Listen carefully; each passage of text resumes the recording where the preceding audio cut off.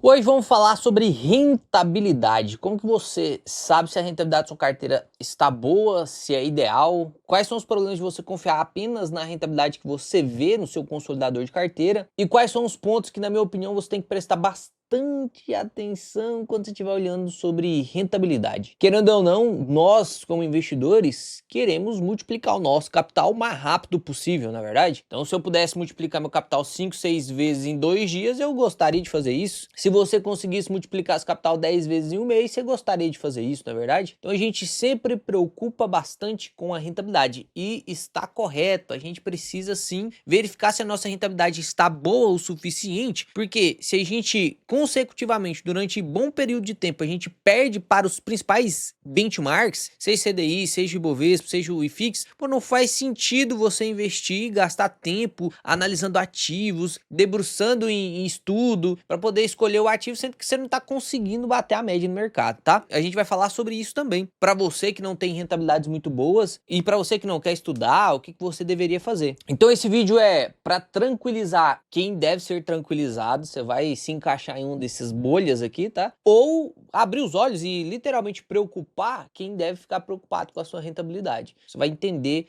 qual é uma boa rentabilidade aí e quais são os principais problemas.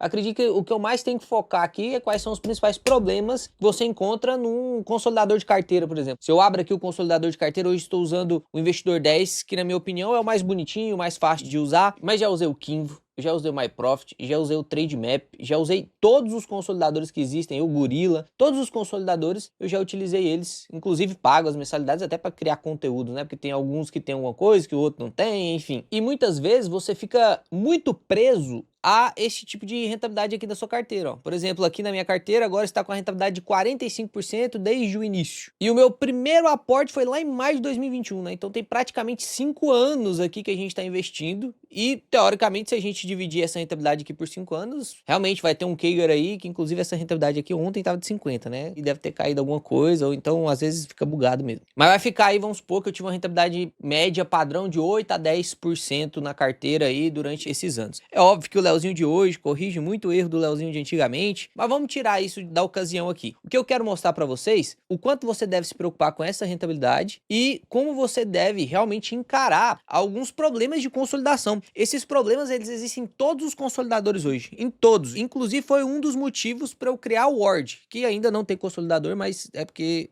quando sair vai ser o melhor consolidador.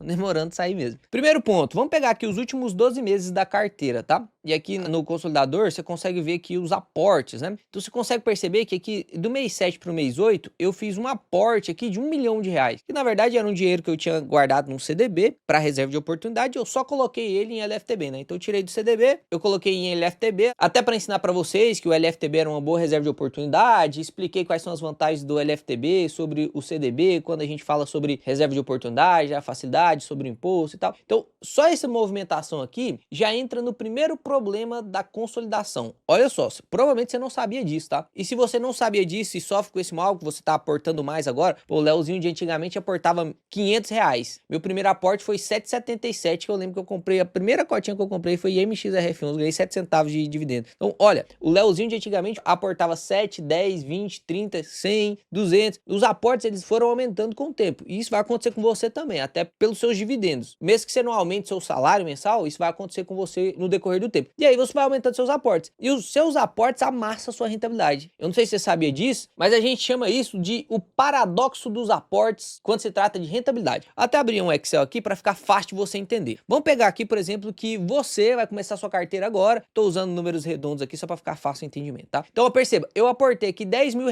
no mês 1. E aí tinha a Datacom da ação. Vamos supor que eu aportei lá em BB Seguridade antes da Datacom. Pau, deu a Datacom, a empresa sofreu DataX, se recuperou, como aconteceu agora, e eu recebi o yield lá, um rendimento. Vou colocar até no CDB aqui, tá? Pega lá, CDB Vral. Perceba, esses R$10 mil me rendeu R$1.000, e a gente pode considerar mensal, anual, bimensal, trienal, qualquer jeito que você considerar vai ter o mesmo problema. Olha só, se eu aportei 10 e recebi 1.000, qual que é a minha rentabilidade? É 1.000 sobre 10, né? 10%. Só que aí no outro mês, ou no outro ano, ou de 10 em 10 anos você faz seu aporte, não sei como que você faz seus aportes, eu faço mensalmente, às vezes eu faço até mais de um aporte mensal, dependendo da oportunidade, mas você consegue perceber que se o próximo aporte for de 10 mil reais também, você que tá aportando aí 250, ou 500, olha que doideira. Se você aportou, por exemplo, agora numa ação, que ela ainda não entregou rentabilidade, que você aportou agora, vamos colocar o momento exato do aporte, a sua rentabilidade instantaneamente ela cai para 5%, porque agora o seu rendimento registrado no consolidador, e todos os consolidadores hoje em dia consolidam dessa forma, tá? Eles não fazem a consolidação por meio de cotização. É assim, é o padrão até para ser escalável, né? Que tem que calcular a carteira de um monte de gente, a cotização ela é mais individualizada. Então aqui você consegue perceber que esses R$ 1.000 de rendimento está agora sobre 20 mil aportados. Olha que doideira, a rentabilidade caiu de 10 para 5% instantaneamente. Qual foi sua rentabilidade real? 10%. Você rendeu R$ 1.000 sobre 10 mil. 10% de rentabilidade. Só que aí o próximo aporte fez sua rentabilidade cair. E perceba, o seu aporte aqui pode ter sido o melhor aporte da sua vida, que vai dar resultado daqui 1, 2, 3 anos. Mas até lá, a sua rentabilidade vai ficar comida, vai ficar de 5%. E você vai ficar triste porque você está rendendo menos que o CDI, porque o CDI está rendendo 6% ou 10%, sei lá. Enfim, você está rendendo menos que o CDI, você começa a ficar desesperado, porque a galera começa a falar assim, ó, se a sua carteira está rendendo menos que o CDI, você não presta, você não é um bom investidor. Você tem que parar, vende as suas ações e investe tudo em renda fixa. Não é assim que a galera fala? Toma cuidado,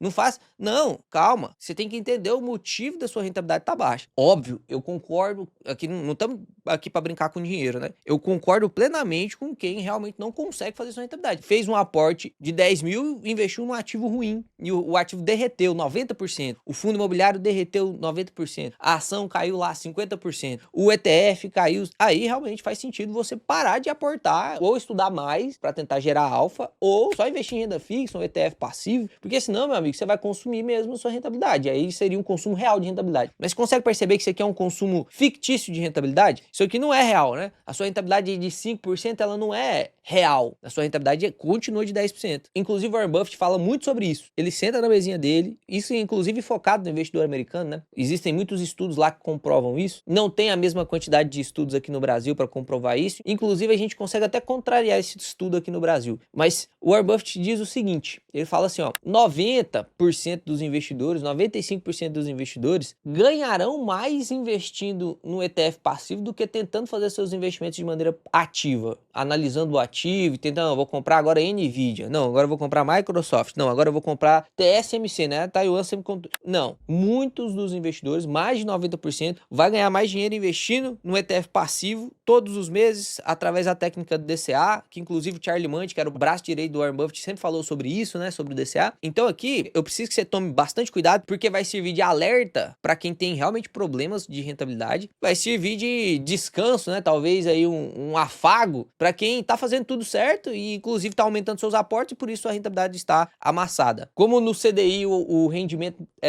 em dia útil, né, você não tem esses problemas de hiato de rendimento. Você aportar num ativo, uma ação, vamos supor que você comprou Sanepar, descontada. Aí o mercado é ineficiente, que no Brasil ela ainda não valorizou a cota e não paga o dividendo que ela paga anual. Pô, você vai ficar sem rendimento durante um ano. E essa queda da rentabilidade, ela é ilusória, na verdade, né? Porque você contratou uma rentabilidade futura. E aí que completamos o pensamento do Warren Buffett. Ele diz o seguinte, se você quer fazer stock picking, se você quer investir realmente de maneira correta, depois que você já se considera um investidor de verdade, né? Porque você vai começar a investir e às vezes você vai cometer erros mesmo. Pô, eu cometi muitos erros lá no meu começo, lá em 2021. Cometi muitos erros. Comprei empresa que não valia a pena comprar. Comprei fundo imobiliário que não valia a pena comprar, porque tava estudando, tava aprendendo. É normal isso. Os primeiros erros são normais, tá? Não tem como você fugir deles. A não ser que você estude bastante antes de começar a investir. Mas a partir do momento que você começou a caminhar como um investidor mais maduro e você passa 5 anos e durante esses 5 anos você tem rendimentos abaixo da média todos os anos, porque tudo bem você ter abaixo da média em um ano ou em outro ano. Agora, se você tem em todos os anos rendimento abaixo da média, aí realmente tem que parar e fazer investimento passivo. Mas percebe que isso aqui é um problema real. E aconteceu aqui, por exemplo, aconteceu na sua carteira também. Por exemplo, aqui eu tinha um ganho de capital de 37 mil, exemplo só. Você consegue perceber que, inclusive, os meus aportes aumentaram bastante depois que o YouTube fez sucesso. Porque aí eu tinha, pô, a minha renda de médico, mais minha renda de YouTube, as duas eram muito boas, comecei a aportar bastante mesmo. Meu gasto mensal era 5 mil, pô. Tava aportando 50 mil por mês. Aportava R$ 1.000 por mês antes, entende? Então aqui você consegue perceber, de um mês pro outro aqui subiu 1 milhão de ganho de capital, amassou a rentabilidade absurdamente, né? Então esse é o primeiro ponto para quem fica muito preocupado com a rentabilidade. Faça um estudo dentro da sua carteira, no seu consolidador de carteira, sobre os reais aportes que você fez e a real rentabilidade que você teve. Tá? Esse é um dos problemas. Segundo problema, e aí a gente pode chamar de a dinâmica dos dividendos. Estou nomeando aqui, tá? A dinâmica dos investimentos. Vamos pegar aqui na minha carteira, na parte de proventos, e eu vou pegar um ativo em específico aqui, porque eu quero citar ele como exemplo, tá? BB Seguridade, ó, eu vou pegar aqui e vou pegar o dividendo que ele me pagou aqui no mês 3. Olha que doideira. A BB Seguridade me pagou dividendos no mês 3, agora em março passado, R$ 11.973. Ela paga semestralmente. Então você percebe que ela fez um pagamento lá em agosto, aí passou mês 9, 10, 11, 12, 1, 2, 3. Passou 7 meses, né? No caso, 6 meses, para poder me pagar, fazer o outro pagamento. Ela paga semestralmente. Imaginando que a cota da empresa fique parada, tá? Imagine que você vai contratar aí uma rentabilidade de 15% de yield anual, a cota vai ficar parada, você vai receber 15% anual. Tudo em dividendos. Só para efeito didático aqui, eu consegui fazer você entender. Você vai ficar 6 meses sem nada de rentabilidade, perdendo para a média. Aí depois, vral, 7,5% de yield. Aí você vai passar 6 meses, 7,5% de yield. Vral, 15%. Aí você recupera a média, né? Então o CDI vai subindo assim, ó. Talvez até o Ibovespa, porque o Ibovespa é um consolidado de ações, 92 ações ainda boa. E aí realmente tem perfis diferentes, né? De ações lá, que pode valorizar, enfim. Mas aqui você consegue entender que vai ter alguns momentos que suas ações vão te pagar uma bolada mesmo de dividendos. E aí eu quero voltar aqui pro Excel, que agora a gente vai fazer esse exercício aqui do yield. Pô, eu tenho lá 250 mil investidos em BB Seguridade, que é realmente minha posição em BB Seguridade. Aportei pra caramba em BB Seguridade nos últimos 6 meses. Tanto que você consegue ver que o último dividendo foi 1.900 e agora foi 11.900. Então isso aqui tem uma causa, né? Não é porque ela pagou 10 vezes mais, não. É porque eu aportei muito mais nela. A gente pega aqui a parte dos lançamentos. O meu primeiro aporte em BB Seguridade foram 30 cotinhas aqui, ó, a R$ 25, tá vendo? Depois a gente foi acumulando essas cotas, ó, foi 88, 89, 123, 222 e fomos acumulando cotas, E no dia 22/8/2025, eu tinha 988 cotas, tá? Eu comprei aqui mais 3 cotinhas nesse dia, ó, e fiquei com um acumulado de 988 cotas. Foi aqui que eu recebi aquele dividendo lá de 1.900, né? Depois eu fui comprando mais, ó. No dia 15/5, caiu pra 32, eu comprei 1.200. Tinha reserva de oportunidade. Você vê aqui que eu não tava aportando, assim, muita coisa, não.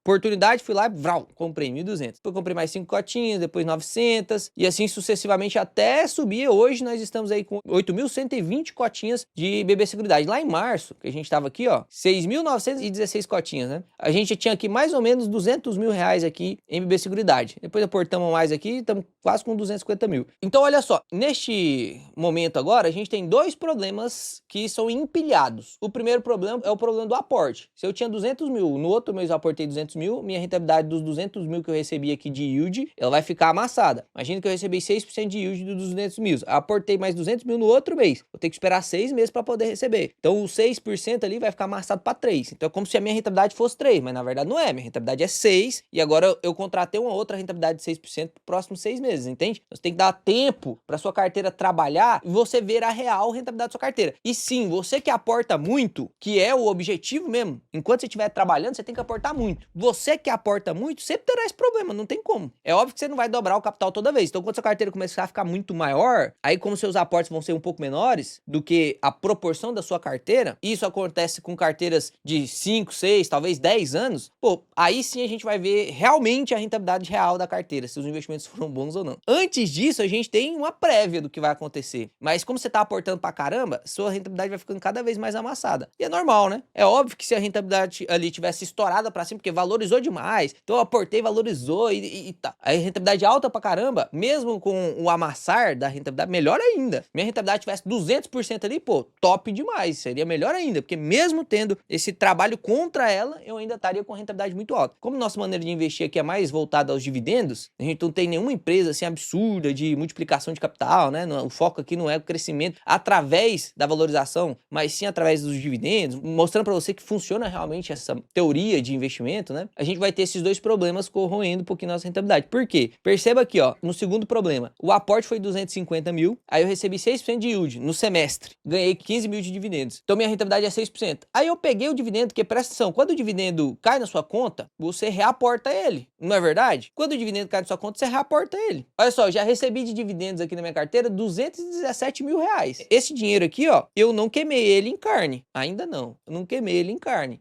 Nem em café, nada. Ou seja, esse dinheiro aqui, ele veio pra cá, ó, no valor investido, o meu aporte, né? E aí você percebe que se você pegar esses 15 mil e colocar dentro do seu aporte, você pega e aporta em outra coisa. A BB Seguridade me pagou 15 mil de dividendos, eu vou lá e aporto em GGRC, ou aporto em IVV, ou sei lá, aporto em qualquer coisa. Isso vira aporte no consolidador de carteira. Vira aporte. E agora, olha só, a mesma coisa. Você tem, ao invés de 250, imagina que foi instantaneamente. Caiu o dinheiro na sua conta, você foi lá e aportou no mesmo dia. Do mesmo dia, sua rentabilidade vai cair. Por quê? Hoje, da forma que os consolidadores são programados, né? Esses 15 mil vai virar aporte, você continuou recebendo 6% de yield, você continuou tendo os 15 mil de dividendo, só que agora é 15 mil sobre 165 e não sobre 250. Aí você percebe que seu yield recebido mesmo foi 6%, mas sua rentabilidade lá vai ficar aparecendo 5,66, porque o 15 mil tá sobre o aporte total, porque você aportou o dinheiro. Se você não tivesse aportado, tivesse pegado esses 15 mil e gastar com qualquer coisa, sua rentabilidade ia ficar de 6%. Mas como você pegou ele e aportou,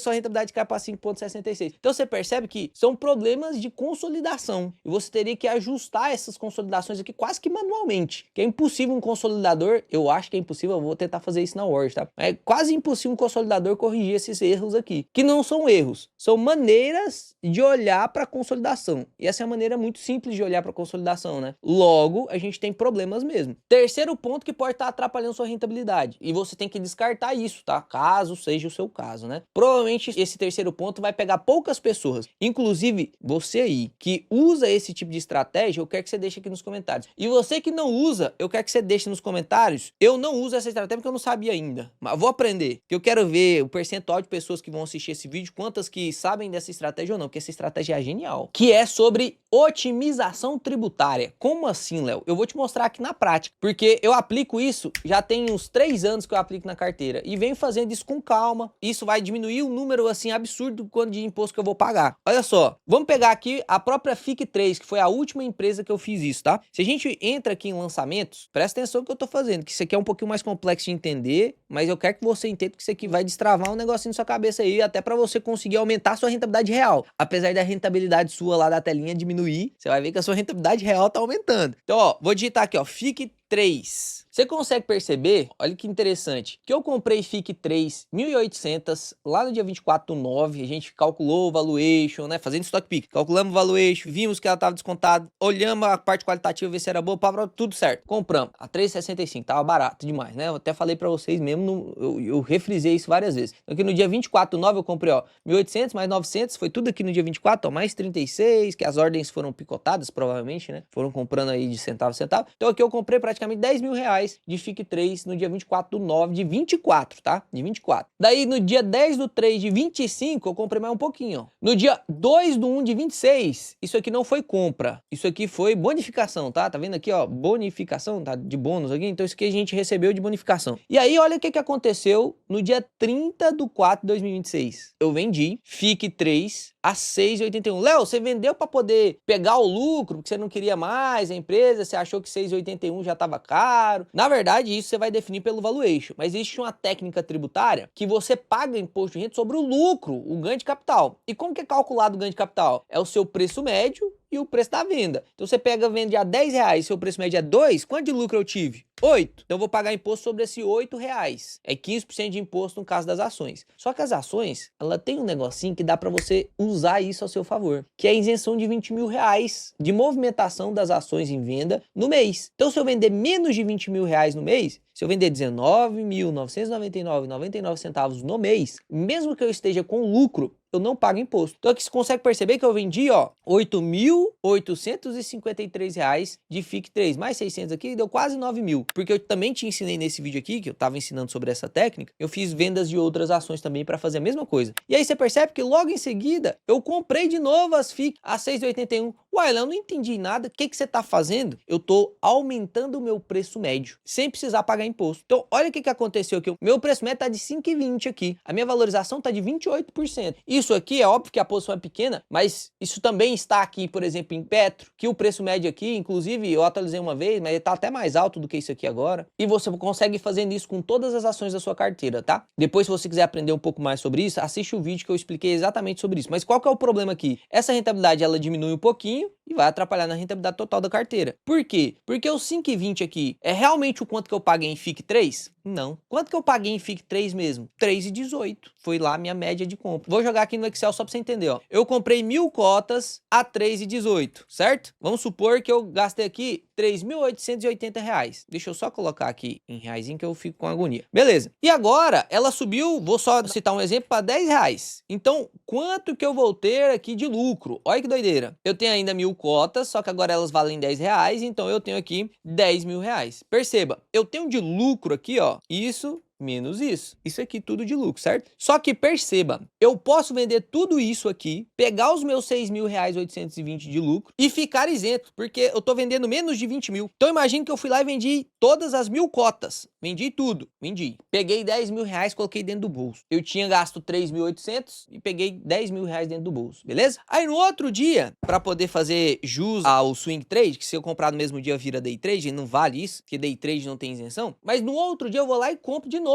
as FIC aos R$10. Comprei 1.000 FICs a R$10. Quanto que eu gastei? R$10.000, na verdade. Então, 1.000 vezes 10, R$10.000. Só que desses R$10.000, quanto que é de verdade mesmo o meu custo? O meu custo, ele é R$10 por ação, o meu custo foi 3,18, entende? O meu preço médio continua sendo 3,18. Apesar de que aqui eu fiz essa manobra tributária e o meu preço médio subiu de 3,18 para R$10. Porque agora, se essa ação subir, por exemplo, para R$30, só um exemplo, tá? O nosso investimento aqui é para longo prazo, teoricamente você vai manter as ações, caso o valuation siga progredindo, a gente vai manter as ações. Perceba, aqui se a gente fosse precisar vender tudo de uma vez, porque você poderia vender só 19 mil, nós ia esperar, né? Mas se eu fosse ter que vender tudo aqui, pô, meu lucro agora é 20 mil. Como eu vendi mais de 20 mil, eu vou ter que pagar 15% de imposto sobre isso aqui, ó. Pagaria R$3.000 de imposto. Se eu não tivesse feito a manobra tributária, quanto que seria meu preço médio? 3,18, não é verdade? Ó, 3,18. Se o meu preço médio é 3,18, o meu lucro foi para 26 mil. Aí eu vou pagar R$4.000 de imposto, ou seja, eu ganhei nessa manobra tributária R$1.000, ó. Antes eu pagava 3 mil, e aí se eu não fiz a manobra tributária, 4 mil, ou seja, eu aumentei minha rentabilidade real. R$1.000 sobre esses R$3.000 que eu investi, entende? Eu aumentei 33% minha rentabilidade sobre esse ativo. Só que não vai aparecer lá no consolidador. Na verdade, lá no consolidador vai aparecer assim, ó. Imagina que você tinha ele a 3,10, ele subiu para R$10, você teve isso aqui de lucro, então sua rentabilidade vai ser isso aqui, ó. Você vai ter lá uma rentabilidade de 114%. É o que vai aparecer lá no seu consolidador. Só que você fez a manobra tributária e agora o ativo tá R$10 e o seu preço médio tá R$10. Quanto vai ser a sua rentabilidade? 0%.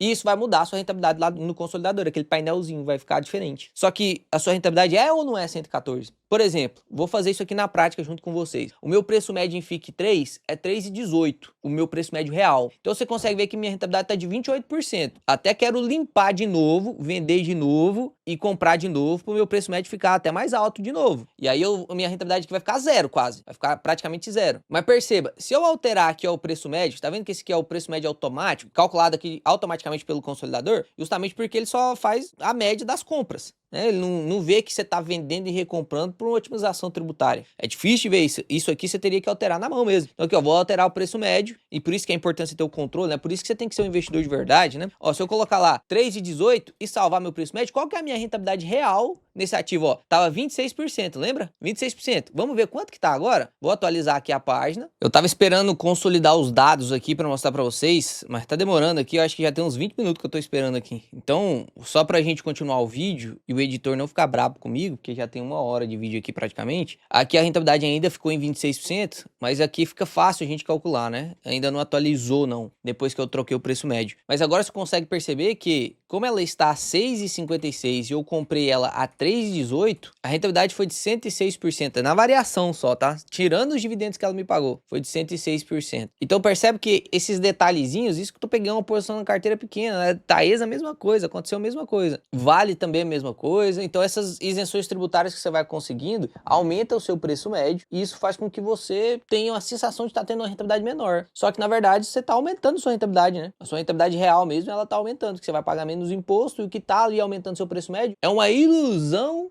de aporte, porque na verdade o dinheiro que você está comprando a FIC ali a 5 e pouco, a 6 e pouco, o dinheiro que eu gastei comprando a FIC a 6 e pouco veio da própria FIC, do lucro que foi isento que eu usei a janela dos 20 mil. Se quiser compreender mais sobre essa técnica que você deveria estar usando na sua carteira desde já, isso tem que usar desde já, tá? Porque conforme você vai aumentando os seus aportes, por exemplo, eu não comecei usando desde o início da minha carteira. Isso me gerou alguns problemas, porque agora os meus aportes são maiores, e aí eu tenho que ficar fazendo de 20 mil só no mês. Se eu tivesse começado lá desde o início, tivesse começado a subir meus preços médios desde lá do início usando esse tipo de estratégia, hoje eu teria preços médios mais altos. A minha rentabilidade seria até menor. Essa aqui que você vê, né? Só que eu pagaria muito menos imposto e eu sei que a minha rentabilidade é muito maior. Por isso que é bom você ter o controle, né? E isso aqui às vezes pode te enganar. Às vezes você tá vendo a rentabilidade de uma pessoa, tá, sei lá, 80%, 50% ou 100% e não necessariamente o cara do 80% é melhor do que o cara de 45% e não necessariamente o cara de 100% é melhor do que o cara de 80%, entende? Depende das técnicas que eles estão utilizando, depende da fase de aporte da carteira. E às vezes a rentabilidade fica amassada por causa dos aportes da carteira. Eu vou até te mostrar depois a carteira do Adeus INSS. Você vai ver que no Rumo ao 100K e no Adeus INSS eu fiz os mesmos aportes no decorrer dos últimos 2 anos. Os mesmos aportes, ter os mesmos ativos. Inclusive o Rumo ao 100K normalmente eu faço os aportes no dia 12 e no Adeus INSS eu faço os aportes no dia 18. A rentabilidade da carteira do Adeus INSS, como eu não uso essa isenção tributária, como os aportes são bem menores, ela também tem esses mesmos 3 problemas. Só que são bem menores, já que os aportes são bem menores, os dividendos são bem menores. E aí a gente acaba vendo menos visualmente essa rentabilidade descendo, né? Ó, vou até te mostrar aqui hoje, a carteira do Adeus INSS está com 32% de rentabilidade. Em 2 anos, talvez, tá? 18 meses, 2 anos. Então, praticamente uma rentabilidade de 16% ao ano, quase. 16% ao ano. Bate a média, né? Bate o CDI, tranquilo. Mesmo tendo os problemas. Por quê? Porque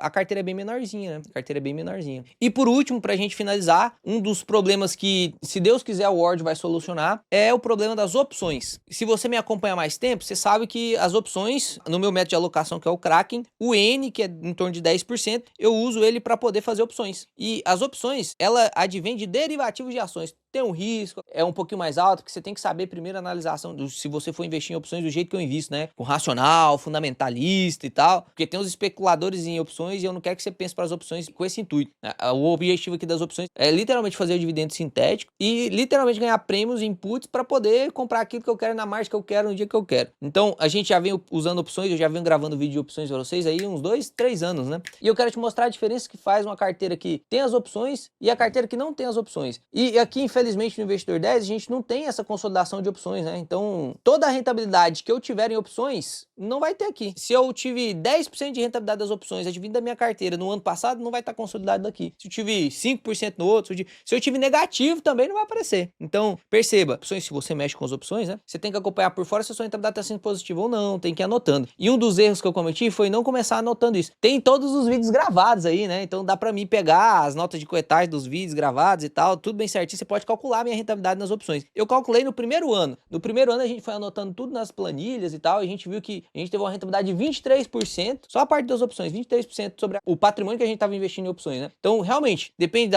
óbvio, do jeito que você investe em opções, né? Mas as opções, elas realmente geram um dinheiro considerável. Eu peguei aqui a carteira do meu irmão, tá? Gustavo Alves, meu irmão. E eu coloquei aqui só para mostrar para ele o quanto que ele tá ganhando de opções e o quanto que ele tá ganhando de dividendos. Lembra que o dividendo faz aquele probleminha do aporte lá, né? O paradoxo dos dividendos lá, o paradoxo dos aportes. Isso diminui um pouquinho a rentabilidade. E além disso, ele tá fazendo aqui uma média de dinheiro com opção, né? Rentabilidade com opção, dividendo sintético por mês de 548. Vai ter meses que ele vai ter rendimentos positivos, vai ter meses que ele vai ter rendimento negativo. Tá até consolidadinho aqui, bem bonitinho. Isso aqui é quase um spoiler do que vai acontecer na Ward, né? Mas é bem no início ainda, bem no início. Não vai ser desse jeito, não. E aqui, ó, só para mostrar para vocês, ele teve um rendimento desde agosto de 2025 até maio aqui de 2026, então em menos de um ano, tá? Em menos de um ano ele teve de rendimento, ele tem uma carteira hoje de uns 300 mil reais, de 21 mil no total de rendimento. 15 mil veio de dividendo e 5 mil veio de opção. Olha que doideira, as opções corresponderam em 25% do total consolidado de renda mesmo que ele obteve, isso sem considerar a valorização, né? Você percebe que isso aqui está sendo desconsiderado, isso aqui está sendo desconsiderado. Se ele consolidar os ativos na carteira dele e tiver lá a rentabilidade, sei lá, de 10%, de 30%, de 100%, que seja, isso aqui não está sendo considerado, percebe? Então, outra coisa que você tem que ficar atento é sobre essas rentabilidades que você faz fora dos ativos que são consolidados na bolsa. Por exemplo, se você investe em CDB e você está tendo, sei lá, um pré-fixado que rende 18% ao ano e você está recebendo isso, mas você não consegue consolidar lá no Investidor 10. Ou você tem algum criptoativo, seja Bitcoin, seja qualquer outro tipo de criptoativo, Ethereum, Solana, XRP, que você teve bastante rentabilidade, comprou, vendeu, já finalizou a operação e nem lançou lá no Investidor. Isso faz parte da sua rentabilidade. Seja positiva, seja negativa. Faz parte da sua rentabilidade. Então, sim,